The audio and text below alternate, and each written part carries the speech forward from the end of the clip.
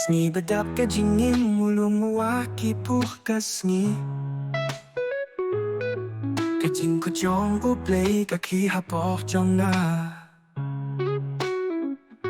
Kaibang ale namnaban petiang Kajing iay jong uplay kabamin toy tang Habang aki habang ahap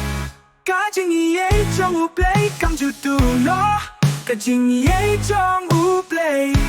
Kajing yin yong nga Ha kajing snap kajing mu jong nga Kasui jong uplay Kakasoi kashlay Kajing shisha jong ka Jing iay jong u Kaput hay kang pin dong kam Kaput hay kang kewa Hin lay Kajing iay jong uplay Kajing shisha bai jing kermen Kasni badap kajing kim jong nga Ha ba nga kia Habang ahap Kajing iay jong uplay Kam jutu no Kajing iay jong uplay Kajing yin yong nga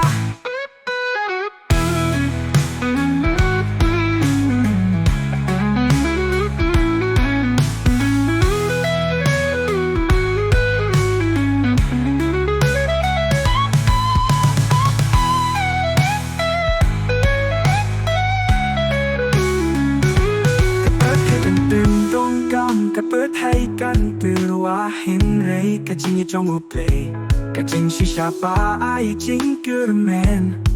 Kasni badap kajing yin jong nga Habang akia habang ahap Kajing iay trong uplay kam jutu no Kajing iay trong uplay